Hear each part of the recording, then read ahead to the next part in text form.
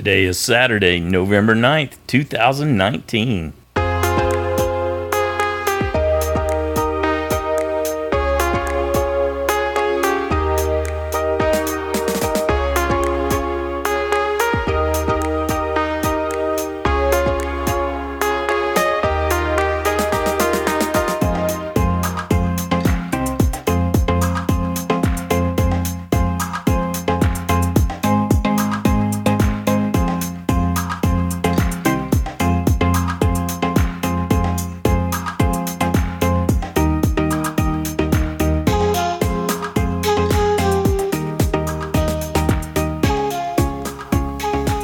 Welcome to the Survivor Fans Podcast. I'm Stacy, and this is the listener feedback show for week 7 of Survivor Season 39, Island of the Idols.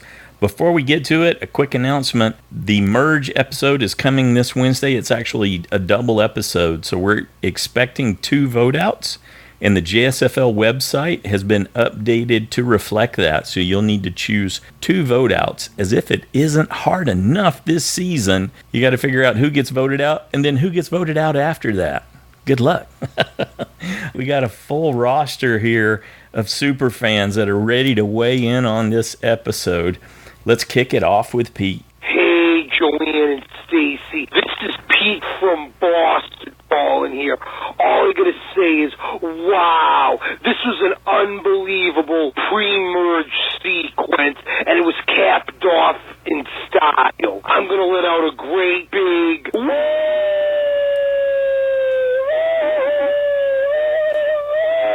That was phenomenal. I did not see that coming at all. I don't even know where to begin. Well, I may as well talk about the tribal here. Some great speeches, in particular by Kelly and really by Janet. I absolutely loved Janet this episode. Both the tribal and at Island of Idols with Boston Rob and Sandra. She was the first one all season to not take the challenge and risk losing her vote. And to get a compliment from Boston Rob is awesome. And she didn't want to risk hurting her team going forward. I give you credit, Janet. I hope you can make it to the end and win, along with Elaine. How about that tribal, though? First you thought it could have been Dean. Then Kelly was saying right before tribal she was going to give Dean the idol. And of course we didn't see it. That was really, really good editing there. And I'm thinking, did Kelly give it to him or not? And of course she did. He plays the idol, and then Jamal plays his. And I'm thinking, oh, he's going to save himself. And I'm like, no, don't play it for Nora. And I really thought Jamal was going based on his edit, and after what he was saying at camp, saying this is an easy vote, and he doesn't need his idol, this and that. But no, it was his buddy Jack, and I didn't see that coming at all. Poor Jack. And ended up being it was Dean and Nora who voted for Jack, and Kelly voted for Dean. But Kelly planned all that to not arouse suspicion. Great gameplay by Kelly, though. She is quite a player, and I don't think anyone sees it. She could really make it to the end and win, I feel like, and no one is going to see it. You got her, you got Janet, you got Missy, you got maybe Lauren, who knows, Elaine. A lot of female threats out there, maybe more than the men. Aaron is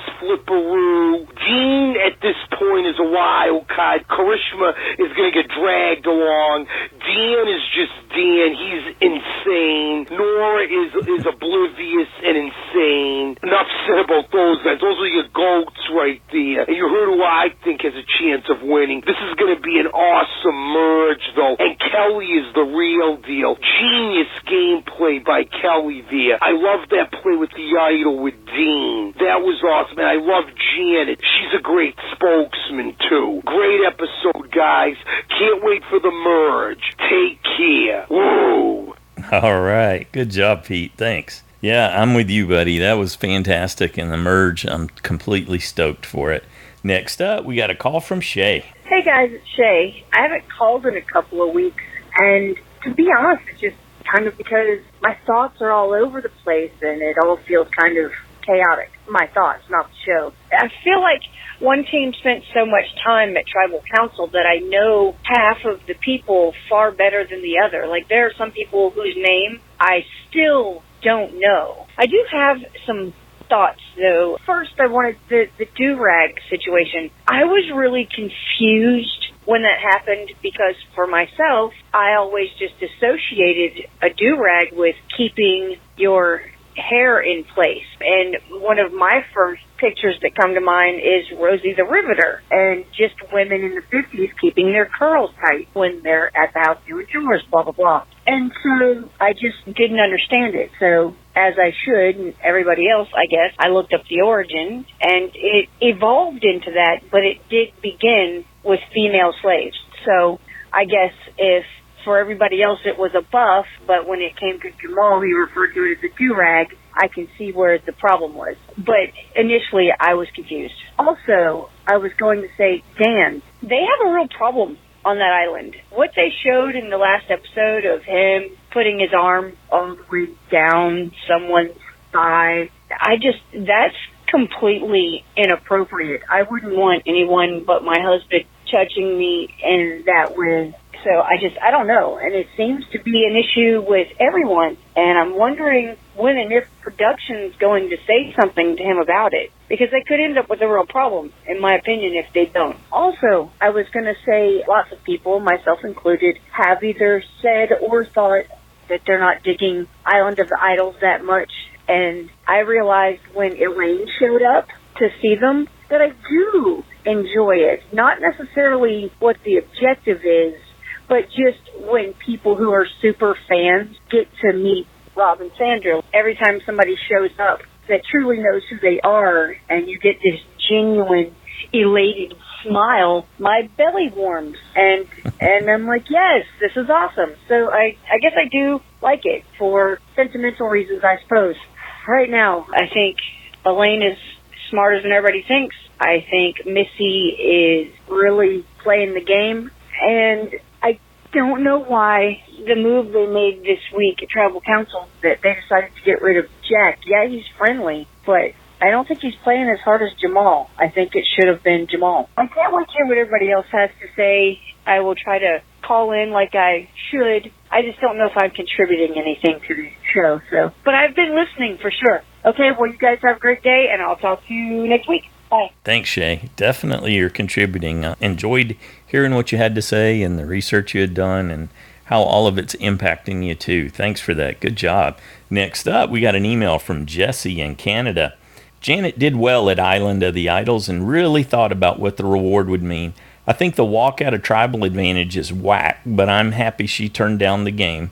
You would think they'd give her at least an idol to go back to camp with after making that tough decision. Boston Rob has been saying that everyone just jumps on their game so quick, so now Janet makes a smart decision and goes back with nothing. That's rough. So I've got a link in the show notes, and there was a quick interview with Boston Rob, and he talked a little more about it. Evidently, Janet had a lot more trouble making her decision than the short time we got to see her working on it. And I think that might have impacted it. I think she might have burned a lot of time there, and the way he ended up responding was in direct relation to the struggle that she actually, extended struggle that he describes that she went through. I think that has something to do with it, but you're certainly not the only one to point that out. Okay, straight to Tribal. Watch the first half of Tribal, and you might notice a centipede or a worm on Jack's head. Now, you got me when you sent this. I had to go look, and sure enough, you can see it. And I totally missed it. I usually like catching goofy little things like that, but definitely, yeah, there's a centipede crawling on his buff. You get to see it a couple times. Specifically, the right side of his buff grossed me out. Yeah, it would throw you off a little, give you a little bit of the heebie-jeebies.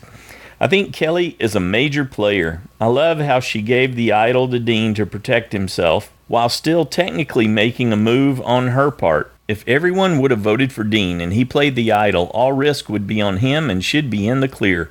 But Kelly convincing Nora to vote Jack not only mitigated the risk for her, but put all the risk on Nora and Dean. Very smart. The icing on the cake was when Jamal used his idol to protect Nora, the person who just betrayed Jack. I think Kelly has what it takes to be a secret villain. She's an idol ninja, and I'm so happy her plan worked how she wanted it to. Thank you for all you do, and I can't wait to hear from the other listeners. Don't forget, Jack had a centipede crawling on his head in the first half of Tribal. Perhaps a survivor god giving Jack the kiss of death. Yeah, or maybe it's just reflecting that he was already dead in the game, and he and we didn't know it. Good deal, Jesse. Good job. Next up, we got a call from Christiana. Hi, Stacey. This is Christiana from Boston. I have a lot of thoughts about this episode, but I want to try to keep it succinct and in that 3-minute range because I can be a talker. So first, the Kelly Jamal fire exchange. I took her comment to mean not that he literally took it from her because we didn't see that, but more that he was pressuring her like, let me try it, when it seems like she has a history of being able to successfully start the fire. Maybe he doesn't. And the frustration of, despite that she has a reputation to start the fire, he was still pushing her like, I can do it. And I imagine if that's a pattern, that can be annoying. I also was really impressed with Kelly's move. Thought it was really smart for her to give Dean the idol pre-tribal council. I thought it was also really smart to not even vote with that and have Nora basically do her dirty work of voting for Jack along with Dean, and she's still voting in the majority that ended up being nullified with the idol. And I hope that she can just keep that under wraps and lie about it or seem surprised, because obviously that would be seen as a huge betrayal to the original Vokai. And in the trailer for next week, someone's saying like, oh, we need to get Kelly out, so maybe it does come out, which would be a bummer because it was a great move. Moving to Kelly's comments in Tribal Council, I have a lot of thoughts about it. I think kind of like inherently the big issue was, one, this seems to be clearly something she's thought about as a fan, and that frustrates her about this ever-looming threat of a women's alliance that the vast majority of the time doesn't really exist. Yes, we have the Black Widow Brigade, but we also have many, many examples of men, whether maybe it's not a huge group of men, but 2-3 guys joining together, and that never has a label. That's just seen as an alliance, versus when women are together, it's a women's alliance. And I think that's her point, and that the threat of women's alliances outpace actual women's alliances, which is accurate. And in the past 6 seasons, I think, since Ko-Rang, we've had 2 majority men in the final 3, so 2 men, 1 woman, and men have also outpaced women as winners in recent seasons as well, and no one really thinks anything of that. And so I think it was frustrating for her that it was women are seen as women players versus men are seen as players. And Janet's comment, I think, really summed it up perfectly, of like seeing each person for their individual skills and what they bring to the table in the context of Survivor versus specifically around. And then finally, really quick, I thought the reason Jamal played the idol for Nora was to save a Vokai, because he knew that she was the decoy vote that would have nullified all the votes, and then they could revote and just vote for Karishma as the easy vote, I guess. But unfortunately, that didn't work out because he misplayed it. Anyway, looking forward to what everyone else has to say. Hope everyone has a good week. Bye. All right. Thanks, Christiana. I like that. And that's some great insights you offered. Good job. Next up, we got a call from Kyle. Hey, Stacey and all the Survivor fans at home. This is Kyle from Calgary, Canada, calling with some Week 7 feedback. And another great show, not maybe as good as last week. Still pretty dang fun. Had a fun time watching it. It's clear to me that I undersold Missy, Kelly, and Janet at the beginning of the season. So I'm learning a lot about preconceived notions on people. So they're all turning out to be quite the players. Very, very much a possibility for the title of Sole Survivor. So that's really fun to watch. Specifically, Missy's grasp on the game in terms of who's good to keep around and who's good to get rid of if needed, and her ability to control Lauren is pretty spectacular. On the other tribe, Kelly is, I guess she didn't really need to make that play. That wasn't really super crucial to her game right away, and I think it will probably go down fairly favorably, but it would be kind of funny if it backfired a little bit, because Dean optics sort of suggest that Dean was the one who made the play. He found the idol and he made the big play, and it's not always clear who was the puppet master in this case. So I'm wondering if that will ever come back and bite her. I have to wonder why Dean is still there. Maybe we're missing something that doesn't come through the TV or the edit, that he's a super likable guy or something like that. But it's crazy to me how people tend to want to keep him for no clear reason. And Janet's just a firecracker. I think that she's fun to watch. I don't think that she's necessarily going to win, but I think she's fun to watch, so that's good. In the piece about the sexism and the Women's Alliance, I don't know. I'm very liberal in a lot of my leanings, and I sort of feel bad for Jamal because I don't think he meant anything necessarily bad by it, but and I think maybe Kelly took a chance to jump on him when it probably wasn't meant. Jamal certainly didn't mean it in the way that maybe it came out or Kelly took it, because there has been, like you said, Stacey, a lot of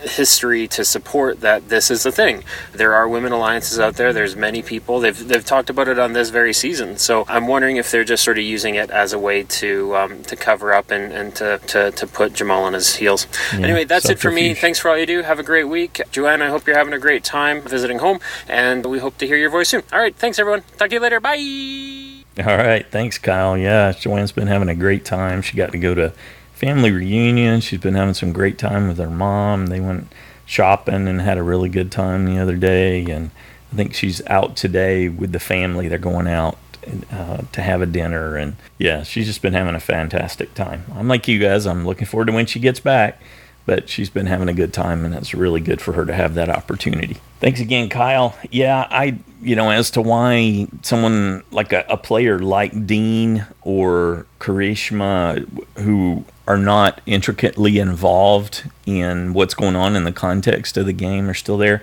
we always have to be careful not to give someone credit just for being there. There's frequently, and Christiana was mentioning the final three, and I was thinking about it with a yeah, but while I was listening to what the good point she was making is that there's oftentimes people who make it to the end, especially with the fire making challenge at Final Four.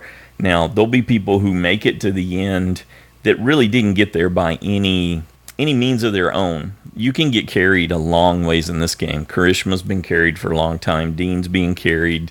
So I'm careful not to give credit there. Now, the danger is you can carry someone and it can backfire on you. And certainly that could end up happening like you and Christiana were talking about with Dean. We saw Dean in the Next Time on Survivor. I'm pretty sure it was him saying, let's get rid of Kelly. And that would be quite the move, wouldn't it? For her to save him, let him have the big move with the idol right before the merge, and then him turn around and dispose of her. That would actually go even further towards giving him the credit that she superficially set him up for there. That would be an interesting twist, wouldn't it? All right, thanks again, Kyle. Next up, we got a call from Sandi. Hi, guys. This is Sandi from Atlanta. I have been binge watching, and my JSFL score is going for a new world low record. Let me tell you, if you're looking to win, you just need to look at mine and run. Anyway, I'm loving the smart girls. Janet, Lauren, Kelly. Yeah. All right, I am not a Karishma fan. I'm sorry. I'm just... She's just a vote. Just a vote. And I don't know if I could take Nora for 30 days for $1 million if you drugged me. There are people in this world that just, their fingernails are like on a chalkboard, and I can't, no, I'll just be poor, thank you. Then it has taken me this long to figure out who's who. Who was Jack? I have not gotten to know, but Dan. Everybody knows Dan. I think that this Island of the Idols is really kind of getting to me. I wasn't sure at first. I've really warmed up to it. Now, the fact that Rob turned and said, oh, let's go cook some rice, I looked down at both of them and I'm like, you have not been on that island for 15 days and only had rice. You are not fooling anybody. Yeah. And has he got the energy, if he's just having rice, to build that huge mansion? Okay, no. They've got cell coverage and a satellite dish, I promise. Okay, I gotta go. I hope to hear what everybody else has to say. Thanks, Joanne and Stacey. Bye. Thank you, Sandi. Good to hear from you again. Good job. Next up, we got an email from Jack in California. Hi, Survivor fans. I was so close to gaining a vote out this episode. If it wasn't for Dean and his idol play, I would have gained that point. 2 points. The challenge was fun to see, and I was kind of surprised to see how close it actually was at the end. Yeah, that was exciting, wasn't it? The idol challenge this week was a new and intriguing twist about calculated risk. I think Janet was smart not to play the challenge, and she was the first person who didn't try it. The Tribal Council was really interesting and something not seen before at Tribal. Nora didn't try to hide anything when it comes to keeping secrets.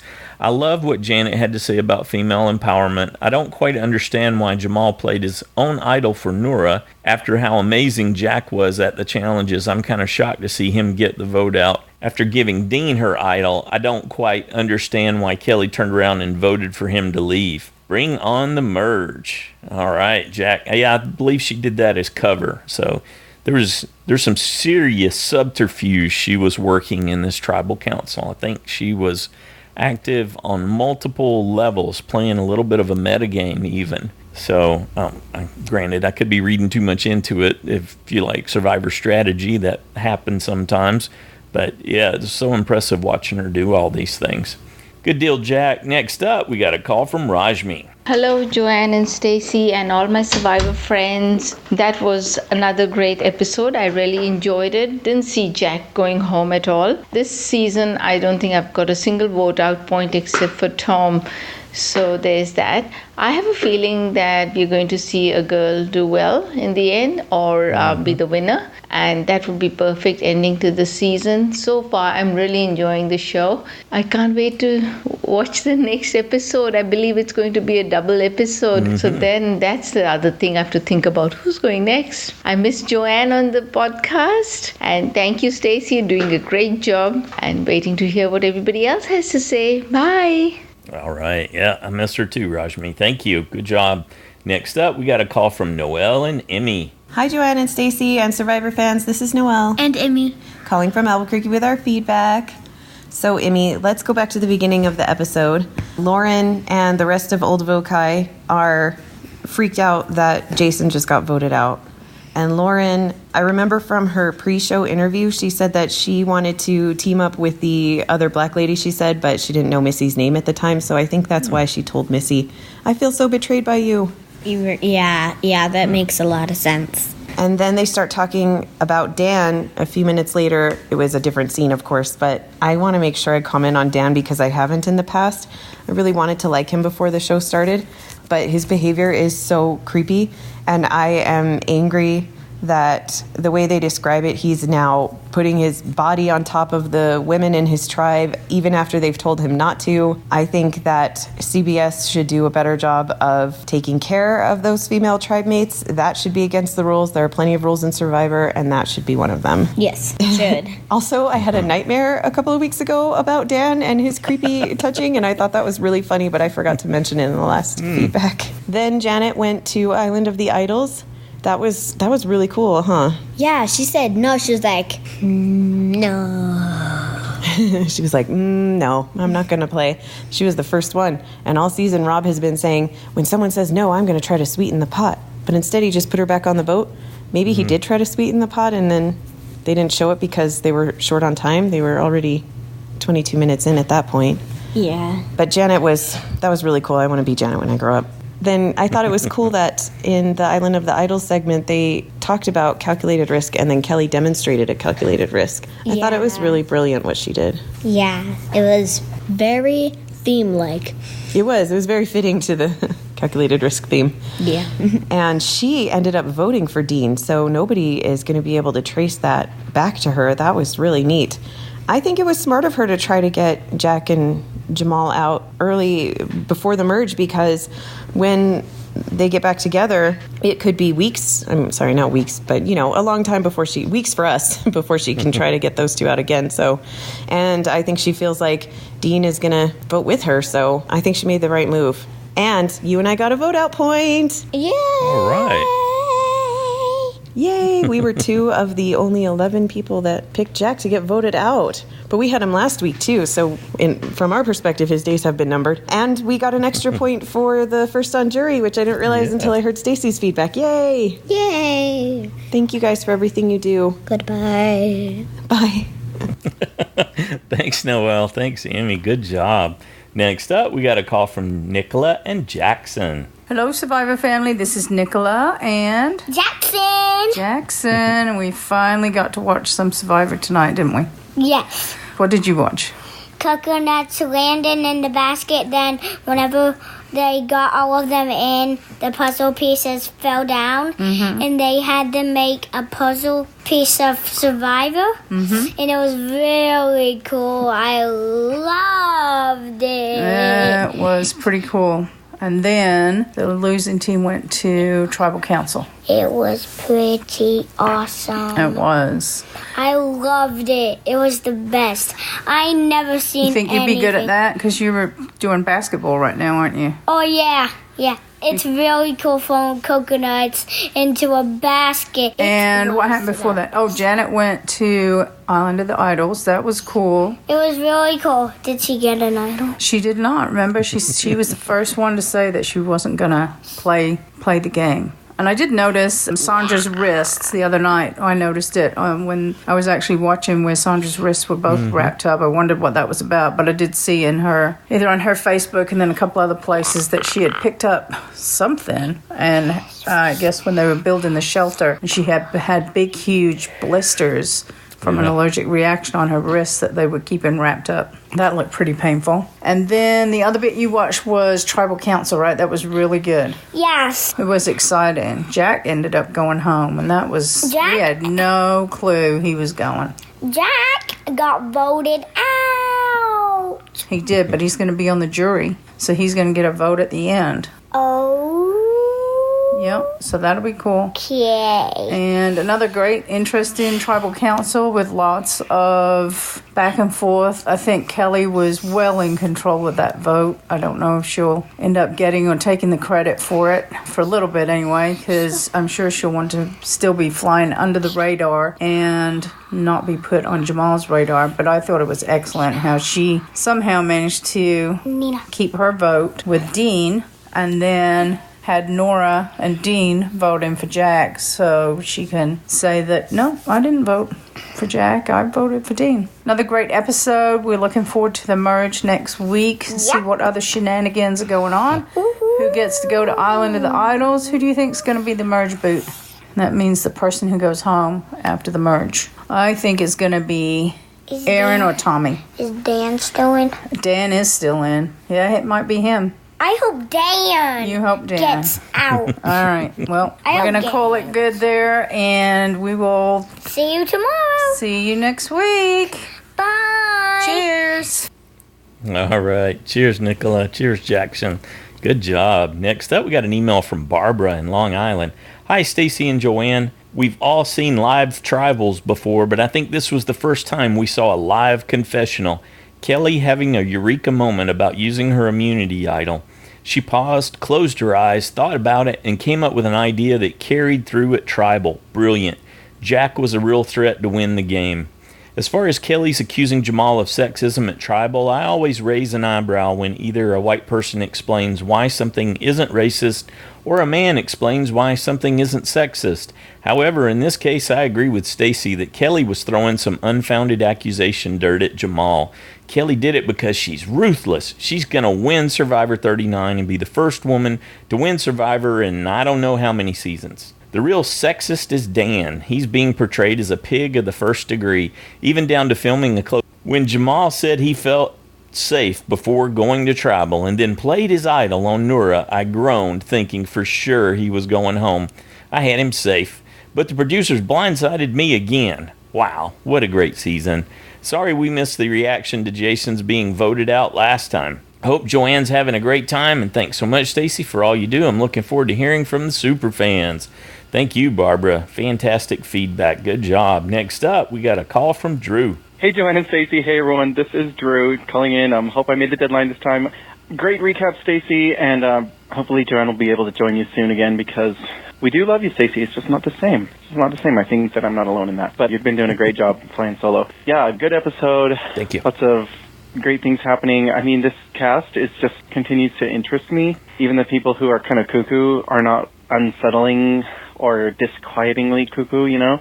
So that's great. I think that the one, I'm just going to jump right to it, has to be Kelly, because that moment of watching her work through, I guess the calculated risk kind of is the theme of the episode, but watching her come to the realization of that plan, you could see the wheels turning practically in her head and watch that in real time. That was really, really interesting, actually. And then how she still voted with the other way just so she could cover her tracks, like that was just brilliant. And I didn't really think that she was exactly on base with the sexist thing, though. If there were a bro alliance, it wouldn't be a deal. But there definitely is a precedent for women alliance doing really well and using the fact that they're women to win the game. So anyway, I'm still going to give her the winner of the week because that was just really a great move, and she pulled it off really well, kind of at the last minute, it seemed like.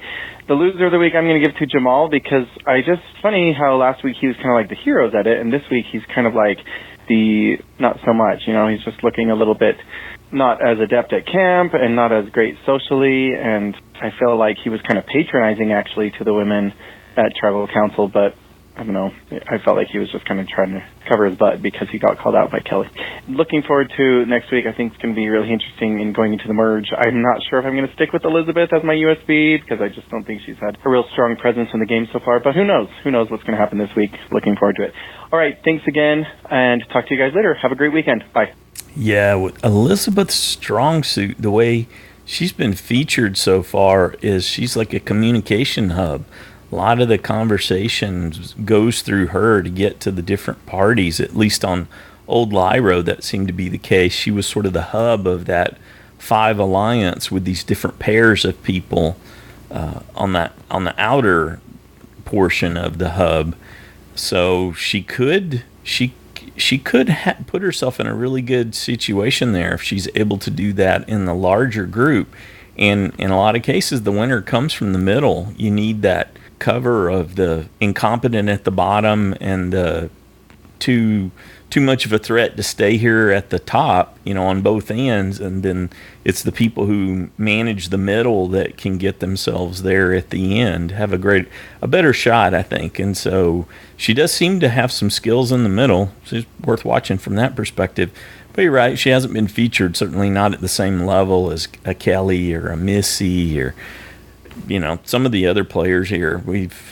That's the other thing, and I think we're hearing that in the feedback this week too, that we got to acknowledge is that there's been a change in the casting staff, and this is the fruit of, we're seeing the fruit of this changed casting staff, I think, here. And in addition to giving credit to those editors, we got to give it to casting too, because they gave us something we didn't expect. We thought we were getting those old stereotypes, and they've been surprising us a lot with some of these players.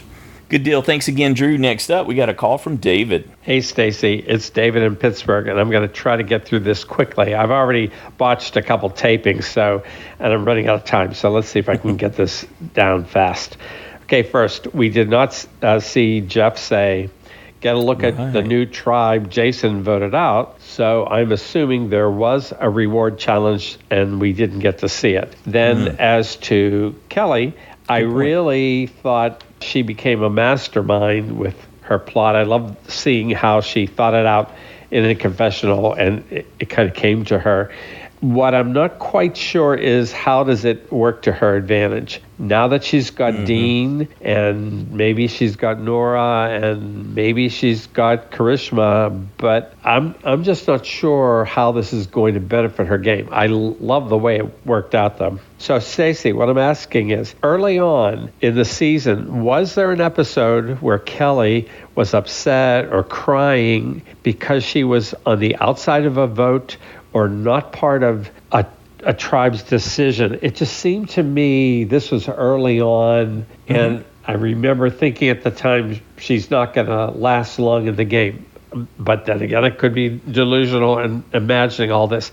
But anyway, I'm just not sure how she feels about her tribe and where she sees things fit in. She said that Jamal doesn't trust her and probably isn't going to want her with him in the end. And she saw Jack as socially adept and a reason for him to go out. But I'm just not quite sure why she felt saving Dean was so important. So we'll see how that turns out. Also, with Janet going to the Island of the Idols, I thought that it was interesting that she did decide not to play the game, and she heard all the instructions. So I thought that showed a person of age willing to think about something before jumping into it. But I just quite didn't see where this benefited her. If she had lost, she would have lost a vote at this tribal council. No big deal.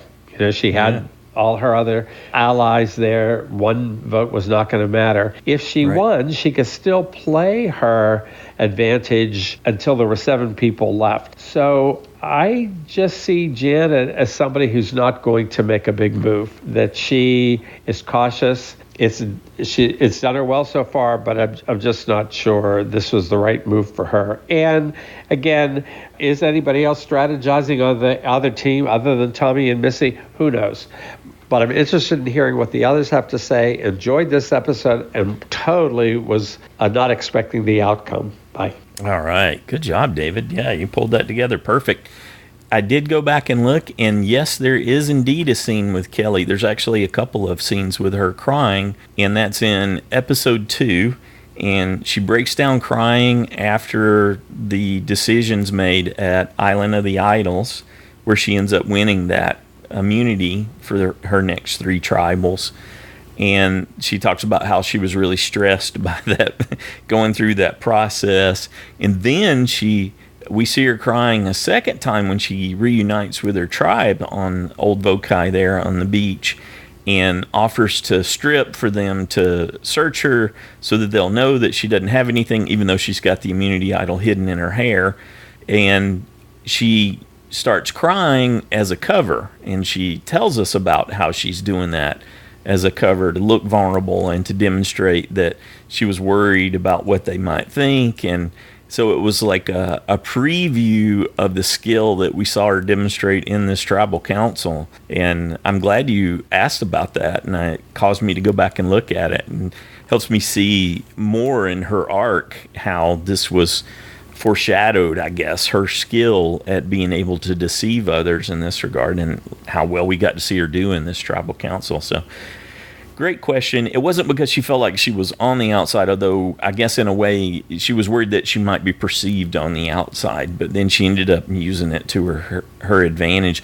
And I agree with you on Janet's choice. That was something I was talking about in the recap show. I'm not sure that there was a huge downside for her. I thought she might have, similar to what you're saying, I thought she might have misjudged it.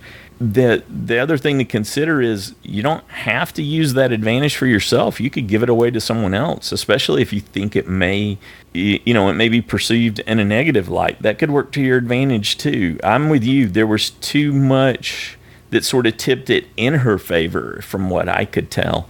But yeah, we know that's really hard to make a decision like that. And like Rob talked about in the article where he talked about how much she actually really did struggle with the decision and asked them for help, even asking Rob and Sandra to help make the decision for her, which he declined, and explained to her why. And that ended up helping her make a better decision. Good points. Thanks, David. Next up, we got an email from Hayden in Kansas. Dear Joanne and Stacy, hello Joanne and Stacy and all the other super fans listening in. This week's episode, while not as exciting as last week, still was thoroughly entertaining, with most of the credit going to an amazing and very drama-filled tribal council. My USB Jack went so close to making the merge but got blindsided, but at least he made the jury. I knew he wasn't going to win, but I really wanted to have a 10-point possible USB instead of a 5-point one. I hear you. Now, switching from JSFL to Survivor, the Vokai tribe didn't do too much of anything major this episode besides Tommy and Lauren throwing Dan under the bus and Missy showcasing just how smart she is. I can't name anything else of interest from that tribe. Lyro, on the other hand, was a whole different story. So many things happened on Lyro, but all of it didn't feel like too much at the same time, which was really well done by the editors. The first major thing that happened was Janet going to Island of the Idols. Watching it live, I thought the segment was well done, but looking back on it, there were some pretty major flaws. The biggest flaw being that going to the Island of the Idols didn't do anything to her game but worsen it. She showed she already knew the concept risk versus reward and didn't get anything from it but a target sign. See, there's another way to look at it too. Moving on from Island of the Target Signs, Kelly is showing, or should I say not showing, everyone that she is ready to make big moves. Kelly giving the idol to Dean was a really strategic play. However, doesn't this give the power to Dean as he can now reveal that Kelly backstabbed old Vokai and caused the vote out of Jack? I guess we'll find out next episode. Yeah, and we do see him. It does appear to be him saying that they should vote out Kelly. Finally, Tribal Council Kelly and Janet's talk about Women Alliance stereotyping was really well said and honestly puts a new perspective on the game. The ironic thing about this, though, is that in the same episode and this season, there have been a multitude of talks about doing an all-women's alliance. Yeah, I don't think there's nothing ironic about it. It's why that argument that Kelly proposed is flawed. For the future, but she was using it for a different reason. For the future survivor going off this, I think the term of a women's alliance will still be used and brought up, but definitely less often. Then the votes are about to be read when two idols are played, one for Dean and the other for Noura. Why would Jamal play an idol on Noura? That's a great question. Maybe to make him look loyal to old Vokai and redeem him from his comment at the beginning. And all in all, this idol play was really bad and therefore caused the vote out of his best ally, Jack. Nice going, Jamal. Next time on Survivor, it's the merge and everyone's on the chopping block. My guess for a vote out is as good as everyone else's, but I had to take a guess. If I had to take a guess, it would probably be Aaron, as he seems like he'll be good at challenges and leading old Lyro. Thanks again for another great week of the podcast, Joanna and Stacy, and I cannot wait for the 2-hour merge episode. All right, thank you, Hayden. Good job there, buddy. Next up, we've got a call from Slappy. Hey guys, this is Slappy McGee calling you to give me my input. Thanks, Stacy, for holding the fort down while Joanne's away. We appreciate that. I do miss the banner between the two of you, but I do appreciate you guys keeping the show going while she's away. I hope she has a safe return. So I had Jack being safe this week, and I was wrong, of course, and I hated that he got buffaloed like that, but it was a good play. Had Jamal going, but so I was kind of on the pins and needles at the very end, and then I was wrong, of course. And I was kind of feeling bad because I really liked Jamal a lot in this episode. It really showed a lot of his maturity and his clarity of what he's about. And that was really cool to see. So I'm kind of turning around on Jamal. He was kind of a little bit not gracious enough to Kelly when he was building the fire. So she got really pissed at him. So, he didn't really endear himself, obviously, to her, which kind of showed back up at the tribal council. But I really liked his maturity throughout the course of the show, which I hadn't seen really before. And it was another side of his personality that I really enjoyed. But Kelly's little speech at the end, I think it was grounded, but I think it was a little bit misguided because I think it was based on the fact that she was still pissed at Jamal. So I don't think there was any sexism to him saying, about the all-girls alliance, because there's been quite, a lot of those, and they should be worried about it. And actually, that shows the strength of the women. But I think she was gaslighting a little bit there because it's not what was happening. But again, I think it was just based on the fact that she was done. I think she's had enough of Jamal. So that's where it was coming from. As far as everyone else goes, Lauren, I thought showed too much drama and was being kind of a bad sport to begin with. So I didn't really like that in her character. I hope she gets off of that. And same with Karishma at the very end. She was kind of pompous, and there was a lot of gall with her, with the way she was dismissing Dean at the end when she was, you taking your shots at me. You need to show a little bit more humility than that. That's not really working for her. And then Janet, I was really happy with her maturity and her wisdom she showed out there on the Island of the Idols. I think she impressed Rob and Sandra as well. Still don't like that little format, the island thing. I think when they come back, they are told, and they're not fooling anybody. I think it's pretty much clear now that they are told not to tell anyone that Rob and Sandra are there. I think they're not showing us that, but I think to me it's very obvious at this point, and they're not really fooling anybody about that, and they have to come up with another story. I think that's being left out of the edit, and I bet you that's the. I know that it's got to be the case, because otherwise people would have talked already, and it would already gotten around. But there you go. And hashtag Me Too for Handsy Dan. I think that's going to come up. You just watch and wait, because they've shown it a couple times now, and getting more and more uncomfortable. So I don't know. I think he's going to be the poster child for that little uncomfortableness. Not the greatest look for anyone there. All right, guys. Well, I'm gonna head on out of here. But thanks again, Stacy, for holding down things, and we look forward to having Joanne back. And take care, guys. Slappy out. All right. Good job, Slappy. Yep, she'll be back for the merge, so we'll be back in action on Wednesday. Next up, we got a call from Cameron. Hey, Stacy. Hey, Survivor fans. This is Cameron from North Carolina. Joanne, I assume you're not back yet, but if you are, hey to you too. All right, so there was a pretty sudden change in the public perception of Jamal. It seemed to me Jamal had endeared himself to the rest for the most part, but his personality this episode definitely changed my mind. He seems like he's just getting too much cabin fever, in my opinion. I found it pretty funny that the example for this week's Island of the Idols challenge happened literally a few months ago. Granted, it was a pretty iconic moment. So the episode title was I Was Born at Night, not last night, and the context by which it was spoken in, maybe it was referring to the tribal that would come later in the episode, but part of me just has this feeling that maybe it's relating to the season overall, foreshadowing who will win it. Not that I can interpret that. Jack, be careful and don't joke with Kelly about letting her stab you in the back, because trust me, she will. Call it a moment of inspiration if you will, Kelly, but I've repeated it every 2 weeks now. This girl will flip on a dime.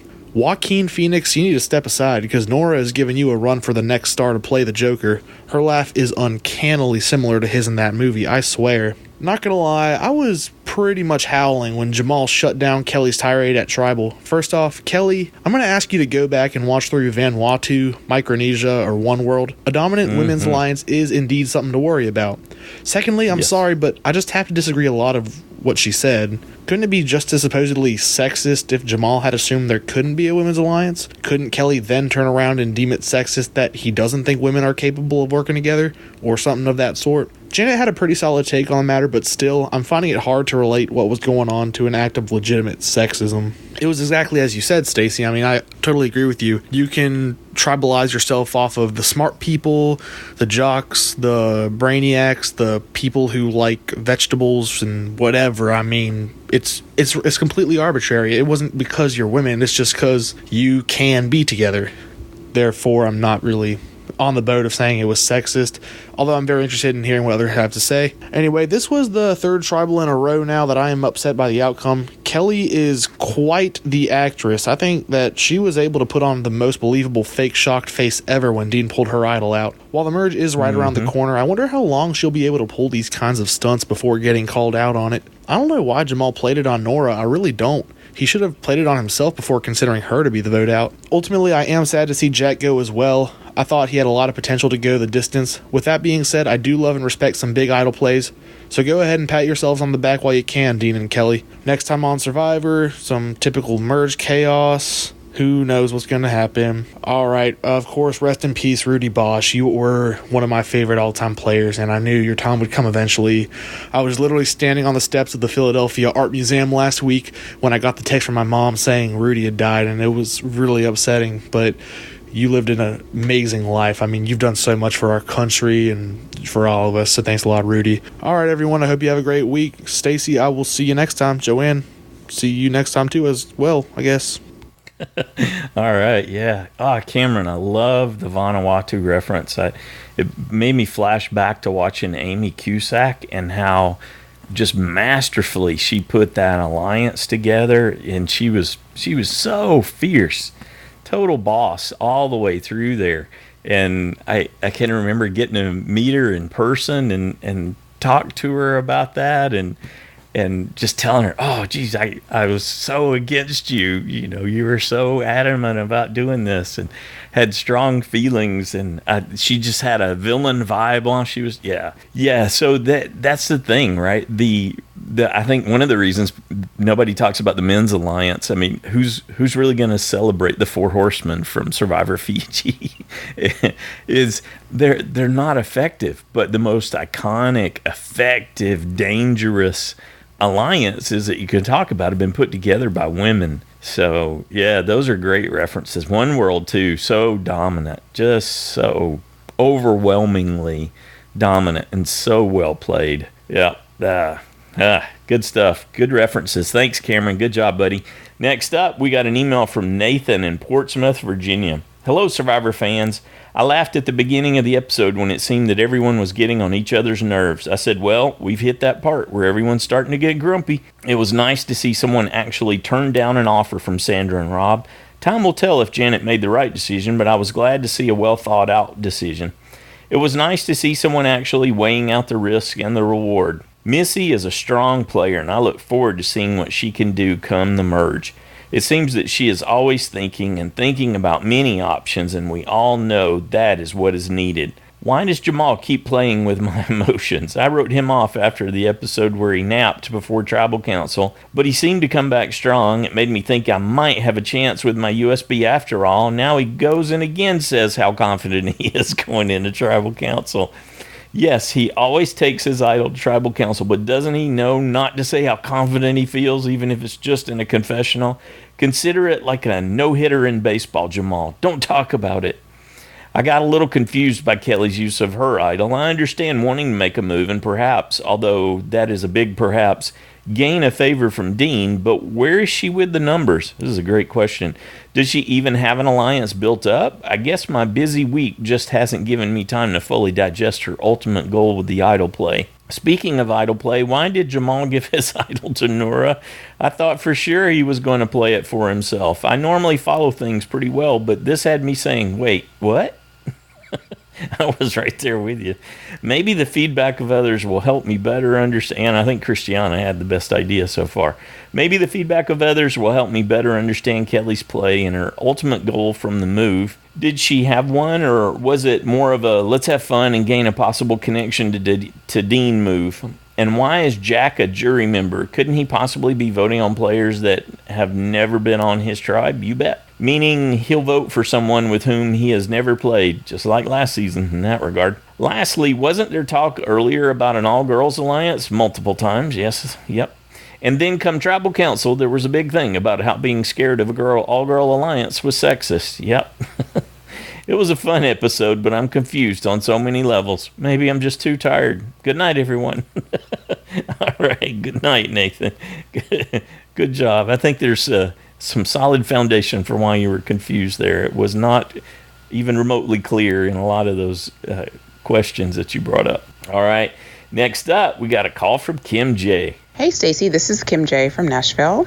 I thoroughly enjoyed this episode yet again. I know Parker has been worried about this turning into Ghost Island, but I think we're in for a great post-merge as well too. We've just got so many players that I think we're going to have a really good season.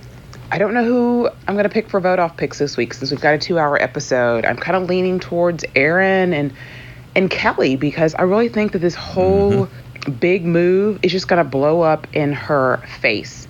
I was listening to Cass's interview with Rob Sesternino today, and she made a really good point that nobody cares what you do in the pre-merge, that those moves aren't really things that you can use on your resume at Final Tribal Council. And while I don't think that this was about making a big move to talk about on day 39, I think it was about trying to solidify an ally, because an ally is probably more beneficial than having an idol. But I just don't see Dean giving her that same respect back. I mean, we see him in the previews next week throwing out Kelly's name. So I just see this blowing up in her face. So we'll see. The only saving grace that I might have is in relation to this supposed potential girls alliance that Kelly so I won't say eloquently talked about, passionately talked about. It almost seemed kind of rehearsed on her behalf. I do agree that the Women's Alliance never happens. I mean, the closest that we've gotten since One World is Game Changers, and they threw all that away as well too. And so I just don't see it happening again here. Although Missy did make that point about Lauren being her connection to the other girls from the other tribe. And that is interesting to me because if you look back in Survivor history, you have to go all the way back to One World till you have a final 3 where they were all on the same original starting tribe. Every single season since then has been cross-tribal at the final 3. Either a representation from both starting tribes or all 3 starting tribes, which goes to show that you've got to make those relationships with the other side, whether it's girl, boy, whatever it may be. Now, I'm not sure when the last time is we've gotten to a merge when we've had 8 girls, so it's definitely potential to happen. The moment between Missy and Lauren was very interesting as well, too, because I know from Jason's post-exit interview that Lauren was very adamant that they not vote for Missy. And in Lauren's pregame interviews, she wanted to work with Missy. So we've not seen a lot of seasons where we've had 2 black females on. And when we have, Jatia and Tasha haven't been able to work together, Desiree and Laurel haven't been able to work together, but these two might make it work. Yes. So can't wait to hear what everybody else has to say. Excellent. Thanks, KimJ. I enjoyed that. Good job. Next up, we've got a call from Justin. Hey everyone, this is Justin from Michigan. I was so excited to finally get a vote off point this week for the first time this season. Good job. I've been switching Nora and Karishma, just kind of flip-flopping them, and I finally gave up on that strategy. And I just kind of randomly went with Jack. It wasn't completely random. I had kind of thought, okay, he was purple for so long. The first time we see him in depth is kind of a negative moment. So I took that as foreshadowing, but I'm not going to take really much credit for that move. It was mostly just random, but I'm very happy because I was starting to feel nervous in the side challenge towards the bottom. I had forgotten about that extra point for the first juror. So when Stacey brought that up, I was so excited. Now I'm feeling a little bit comfortable. So just like most players in Survivor, I'll probably slip back towards the bottom by the end of the season. But that's how it goes. As far as the episode goes, I do like that Kelly made a move. She knew she only had that idol for one more tribal, and she's going to live and die with Dean, I guess. It could work out for her, because if we've seen enough from Dean to kind of read him, which I think we have, she's basically going to have 2 votes. He's going to remain loyal. He's not going to play his own game. He's just going to go with whatever she tells him. As long as the rest of their group doesn't figure out that she was kind of the one that masterminded that move, it might work out for her that she'll just have 2 votes as long as Dean's still in the game. As far as her sexist comment towards Jamal, I agree with you, Stacey. I didn't really see anything from that. I don't think it was anything malicious. I don't even think I think Jamal was surprised that it got brought up because he is very socially aware from what we've seen. And you know what? I mean, I have 2 young daughters. I have a wife. I want women to stand up for themselves. But at the same time, don't play the victim when you're not a victim. I don't think he was attacking any group. I don't think he was attacking any individual. So I didn't think there was any reason to call that out. So that's all I had on that. So until next week, this is Justin from Michigan from the Top of the Side Challenge leaderboards. Thanks. All right. Good job, Justin. Next up, we got an email from Bart in Nashville.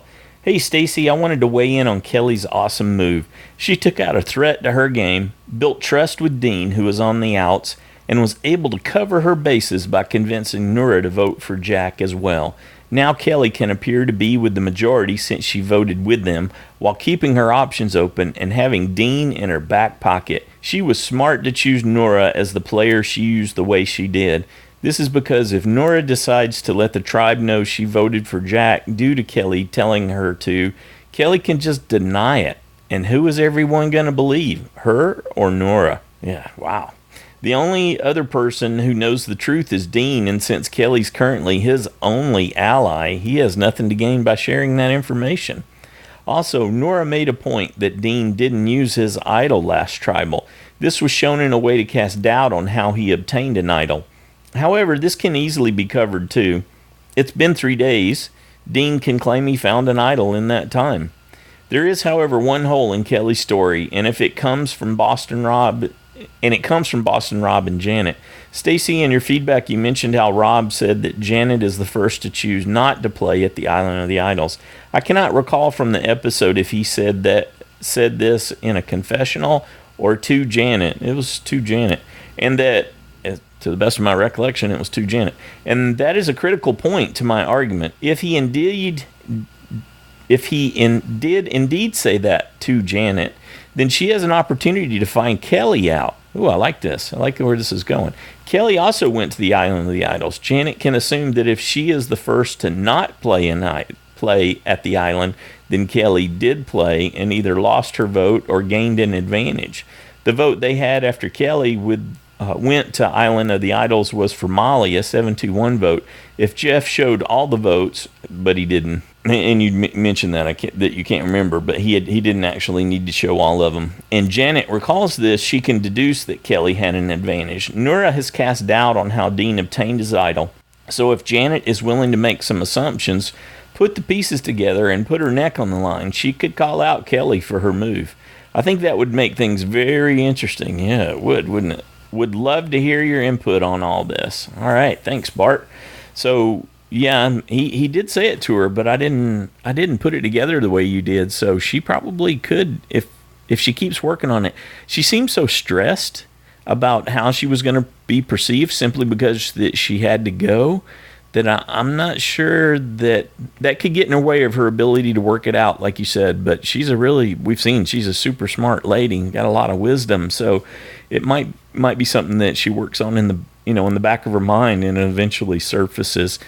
If she hadn't already had a discussion, see, they're hiding that stuff. Slappy talked about it. We've talked about it in previous recaps too, and even in the Q&A with Jeff, I think after the first episode, there was that reference that Jeff was so tickled with how they were maintaining these mysteries this season, and that was a big part of the underpinnings of what they had in place and how it was all going to work. And I do believe they're hiding a lot of those discussions for the people who have been. We've gotten to see one of them, but that it could have happened. But in any case, I bet Janet will eventually work on that a little bit and come up with some questions that might bother her. Yeah, that's going to be interesting to see. I hope we get to see that play out.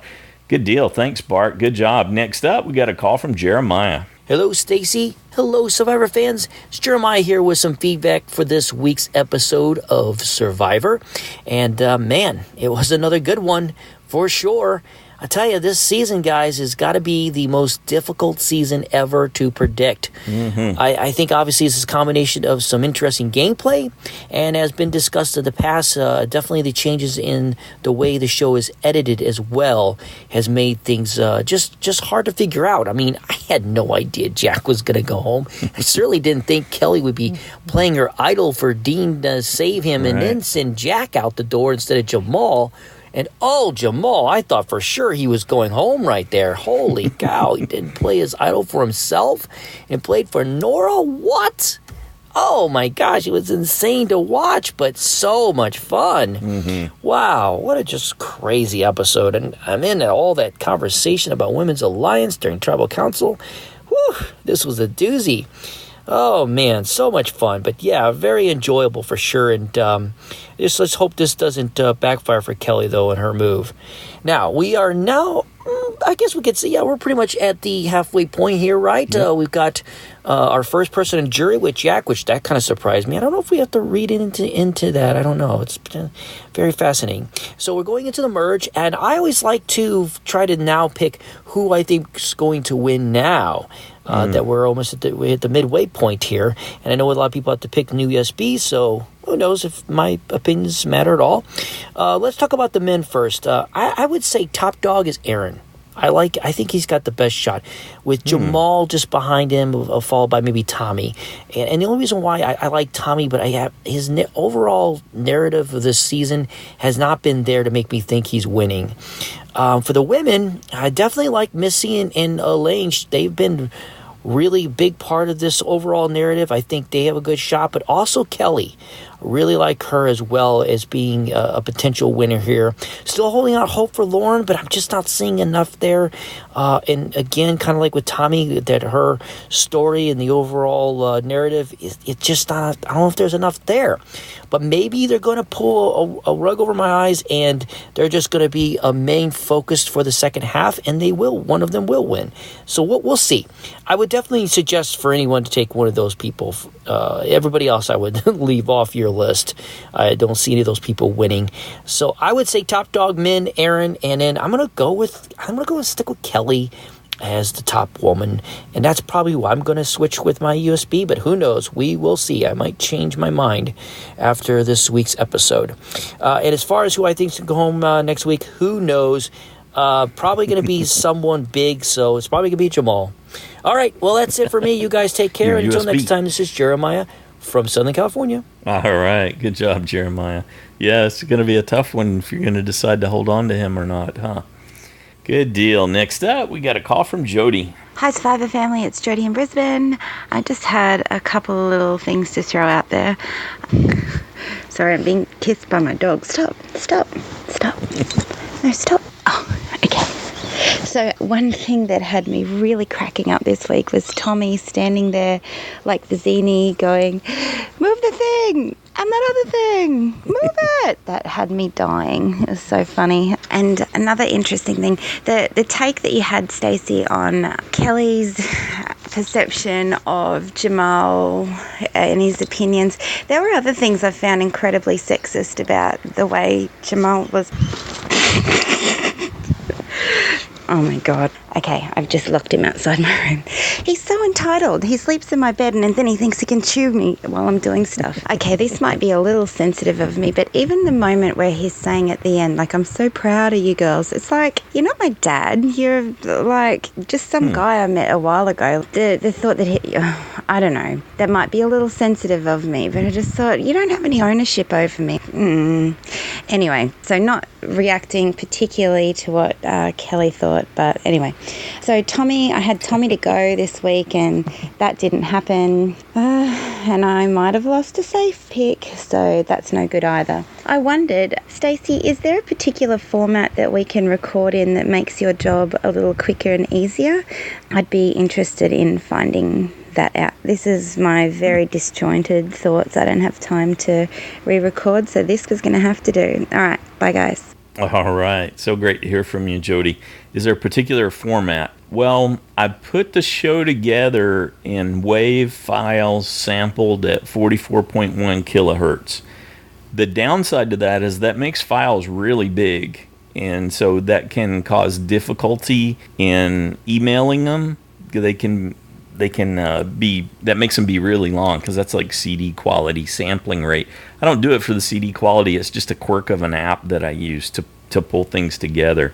So I have a workflow set up that I use, and there's some macros, some automation to it, and so I would say, sorry, let me answer your question directly. In terms of the format that you choose, no. In terms of how you put together your content, then yes. What I do is I go through and I listen to everything that you say, and sometimes I go second by second.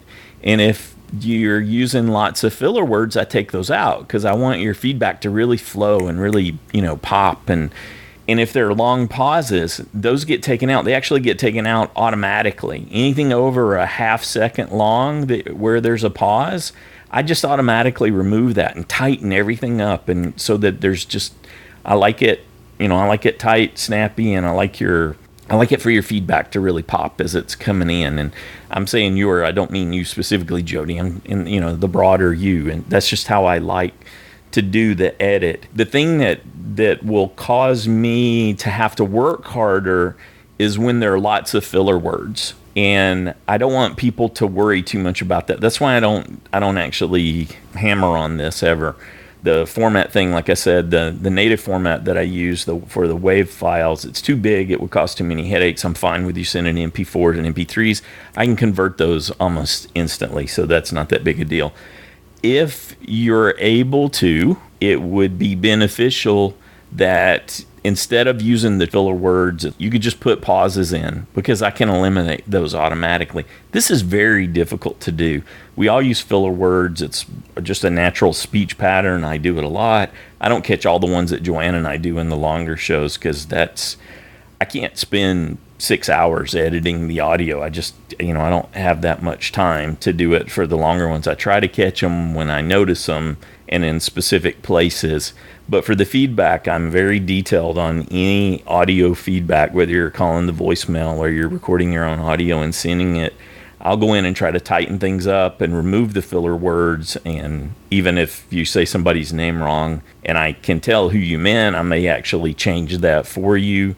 Not, I'll just mention something about it at the end. But the whole filler word thing's probably the bigger thing, and that's just a byproduct of my choice. So if you don't want to worry about it, and that's what I would recommend so that you have a better overall experience, do that.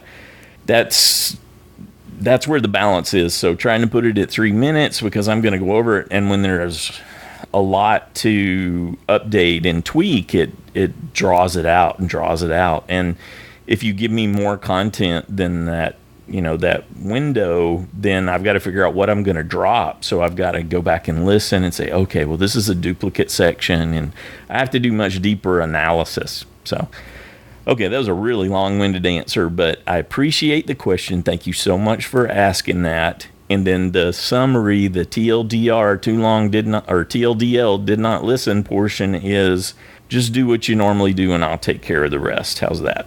Okay. Thanks again, Jody. Next up, we got an email from Josh the Plush Moose from Massachusetts.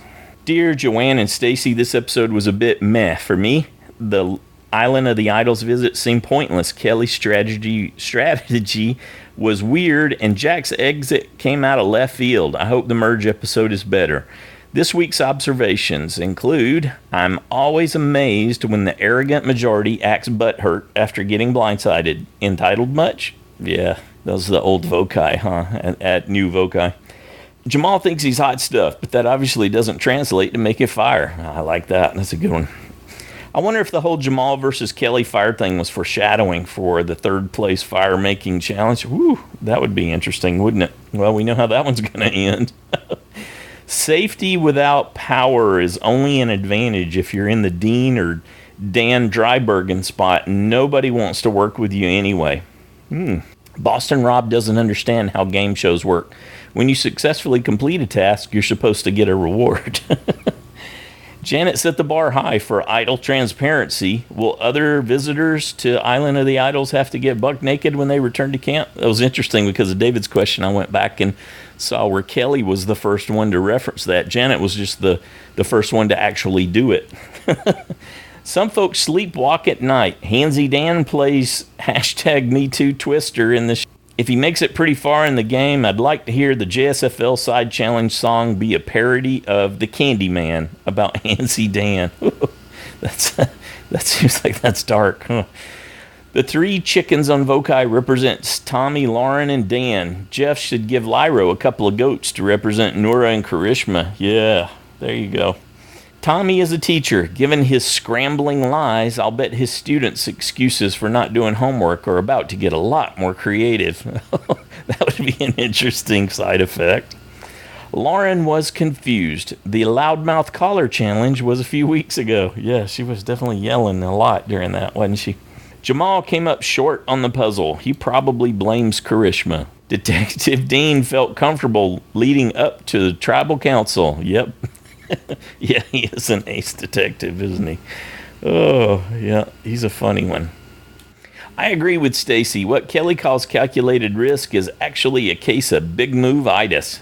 Jamal is a hypocrite. How is his pejorative use of women's alliance any better than what Jack said? Well, I think you're off on that one, though, because I don't think there was anything pejorative about it. But, of course, we're all working from different perspectives, but even Kelly said what she said wasn't directed at him if you go back and rewatch it. So I don't think it was perceived as pejorative in that sense. Sorry. These are jokes. Sandra has poison ivy on her wrist. Somehow, someway, Handsy Dan is responsible. Yeah, you bet. Kelly covered her tracks as well as Artie Johnson hides in bushes. Instead of, nah, hey, I hope Pete from Boston sings Hit the Road Jack this week. Oh, that would have been awesome. Given her performance at Tribal, I don't think I'd want to play poker against Kelly. Yeah, she's scary how good she is. Go back and watch that after she comes back from Island of the Idols in the second episode, and then compare it with she's getting better. Yeah. Next time, the merge. Which number will be higher? Proposed alliances or items at the merge feast? Anyway, that's it from me for now. Thanks, Joanne and Stacy, for all you do. Can't wait to hear what the other fans have to say. All right, thank you, Josh. Good job. Next up, we got a call from Rebecca. Hi, Joanne and Stacy. This is Rebecca calling from Marin County, California. Well, Jamal was getting the arrogant edit once again. And from the edit, you immediately think that they're setting him up to be voted off. But no, it's just a misdirection. Island of the Idols with Janet. I loved how calm and thoughtful she was. It seems like many of the players this season are really thinking these things through. She was the first person to really use that discretion at Island of the Idols, and it served her really well. But it really goes to show overall, every response she has in her game is that she's like, no, not just yet. Let's just wait on that a little bit. She really thinks things out and looks a couple moves ahead. And in this episode, you could really begin to see which players are thinking things through slowly and logically, like Janet and Missy and Kelly, and who is panicking and not quite selling it, like Lauren and Tommy. So Vokai wins immunity, and Kelly wants to shake things up, which was so exciting. In an interesting note, in previous seasons, a lot of times players would say they were going to make a big move, and then they wouldn't do anything. They would just do nothing. So it's so nice to have blindsides and big moves. It makes the show so much more exciting to watch when people shake things up. Well, then we move on to the biggest lying, cheating, gaslighting tribal council of all time. And it was amazing to me how well everyone could hide their plans and their schemes and what they were really thinking and what they really wanted to do. Of course, they've been talking about a girls' alliance. Of course, Nora wants to get Jamal out. I thought they really hid their true, what they wanted just so well. And again, from the edit, I thought it would be Jamal. He said, I don't even know if I need to bring my idol with me. And then he plays his idol for Nora. That was just so confusing to me. I'm like, don't you get it that she's lying through her teeth? It's Nora. And then it was sad to see Jack go. But that is the thing about Survivor. The fan favorites, the nice guys, they don't always last. They're too nice. They're too good to have around, and you got to hold on to someone like Jamal, who, while being a really cool guy, is kind of arrogant, not as nice as Jack. I was really sad to see Jack go. Anyway, I have no idea what's going to happen next. I am really interested in seeing what other people think is going to happen after the merge. I'm at a loss. I don't know. I'm going to get one of those whiteboards and just start writing characters' names down and drawing lines to who is aligned with who so I can figure it out like a mystery. All right, you guys have a good week. Thank you for everything you do. Bye. Excellent. Thanks, Rebecca. Enjoy that. Yeah, Paul's visual roster is good for helping play out different ideas. You can draw connections and just pop that into a drawing program and go to town on it and copy paste and look at all the different alliances and see how things are playing out. Enjoyed that. Good job. Next up, we got a call from Jen. Hi everyone, this is Jen in California. Well, I completely blew it last week with JSFL and with sending in my feedback. I lost a safe point with Tom for the second week in a row, and then the stomach flu kicked my butt. But I'll tell you what I did love and what was a bright spot for me last week. This podcast.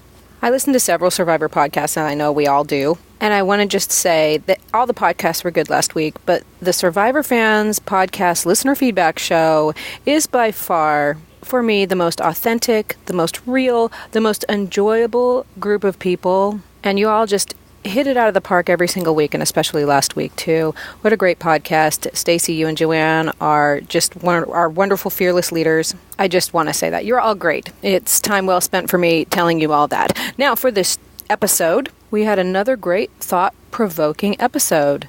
It was exciting, the strategy, the tribal council. I thought strategically it would be best for Vokai to throw the immunity challenge and then get rid of another one of the old Vokai members and give themselves strength going into the merge. Strategy-wise, I think that would have been good. Me, myself, I think I would have had a hard time throwing it too, so I guess I can understand, but I don't know. I mean, I think strength in numbers going into the merge, especially when Lyro has had such bad luck early on, might have been wise, but, you know, it's neither here nor there now. Jack went home, and that'll be good for them come merge time. Tribal Council, again, was so thought-provoking and honest and raw. I appreciated Kelly raising her concern of their fear of a women's alliance and opening up that honest discussion. And I also appreciated Janet's perspective as an older woman, basically saying, I think I interpreted it correctly, that a woman cannot succeed in life to the exclusion of men, that we all, as humans, have to work together for the betterment of each other and for the betterment of ourselves. Amen. And then Jamal's just total openness to engage in that conversation, being a teacher at an all-girls school, I feel like he approached that conversation so authentically. And then sort of on the flip side, we have Nora's completely bold honesty about, like, yes, I did want a women's alliance, and yes, I did consider voting you out, and I sometimes hate you, but I never treat you with disinterest, which is actually worse. Totally thought-provoking. I loved it. Anyway, I'll leave that there. I wanted to spend my last seconds just kind of echoing what Stacey had to say at the end of the podcast on Wednesday.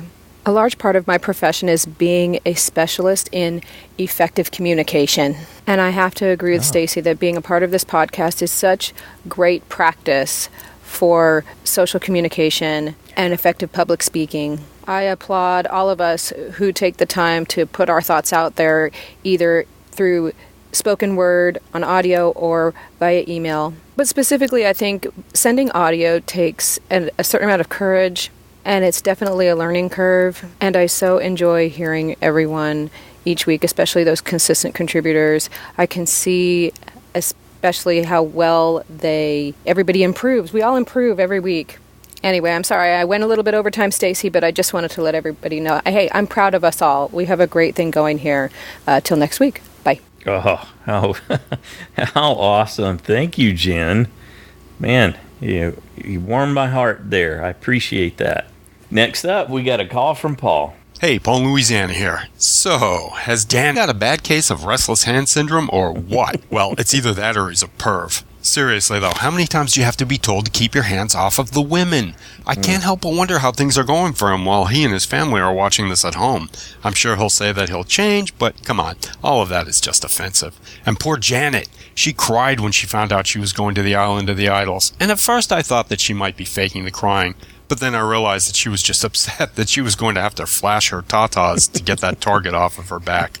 But I think she made the right choice while she was there. She was going to lose a vote either way, so yeah, it was a good call on her part. The best way to play that reward would be to let someone that you don't like find it and use it. I do have one minor complaint in this amazing episode.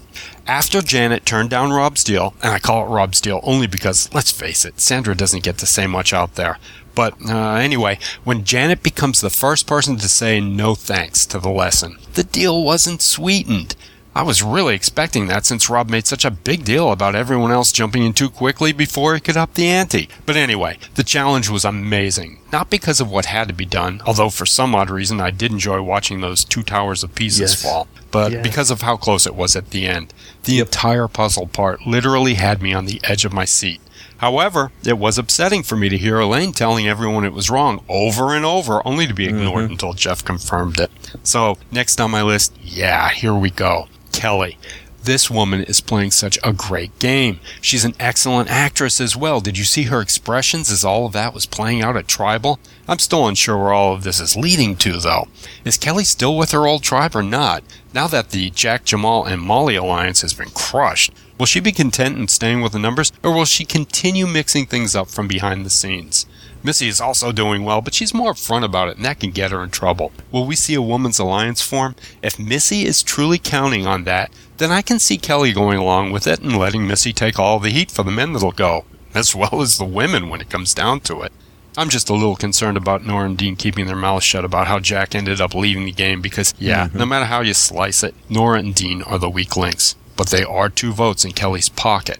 That said, I think that A.A. Ron is certainly going to be one of the 2 players voted out next. He's just too strong to leave in the game, and with him gone, the ratio of women to men will surely be staring everyone in the face, which will probably make the men bond together even more, which may very well unify the women even more. Honestly, I'd love to see another Black Widow alliance form because that was fun to watch. So for the record, I'm saying that A.A. Ron and Jamal are next to leave. Unless Dean scares Kelly, since he could rock the boat, which can make Kelly decide he needs to go next. Maybe Dean and Jamal are next, since A.A. Ron is lower on Kelly's hit list. Well, Jamal's in both of those scenarios, so I think I'll definitely have him picked as one of the people going. I'm excited to see where Kelly takes this, because right now she's the one making the moves, and it's her game to lose. I guess that's it for me. Catch y'all later. Bye. Awesome. Thanks, Paul. Good job. Well, here we go, headed into the merge. And I'm wondering if we're going to get a male and a female individual immunity, if they're going to do that kind of thing, or if it's only going to be one. And then, of course, you got the complexity of having to choose 2 vote offs. So who's the first target? Like several people mentioned, the big male physical threats are, you got to consider them to go. That's why certainly Aaron's on the list. And you got multiple ones to focus on. I don't know that the Meat Shield Alliance, it often isn't that effective. So that's one option for them to look at. But they need some other connections to pull that off to get the majority. So yeah, will this group of castaways focus on the physical threats first, or are they going to continue to work on social threats like taking out Jack, taking out Molly, targeting Elaine initially because they believed she was such a social threat, and now that's going to be even. I mean, this is her time to shine at the merge. So is that going to resurface, or are they going to try to take another run at her? And certainly that was something Missy was on board for initially, and certainly viewed her as a threat. So wow, it's going to be exciting to watch. I can't wait for Wednesday. Really looking forward to it. I want to say a big thank you, like I always do, to everybody who took the time to send in your thoughts, your predictions, your analysis, your insights, to benefit the rest of us with your life experience. Appreciate that so deeply. Good job on pulling all that together and sharing it with all of us. You're doing fantastic, and thank you, Jen, for those kind words and acknowledging that. And I got a note from Cameron, too. He was talking about, just in a note that he sent along with his audio feedback, about how much he understands and values building those communication skills and what that can mean. And yeah, we do great here. We do good work, don't we? Yeah, absolutely. All right, if you play JSFL, don't forget to get your picks in, and you got to choose 2 vote-offs and 4 safes. What are you going to do?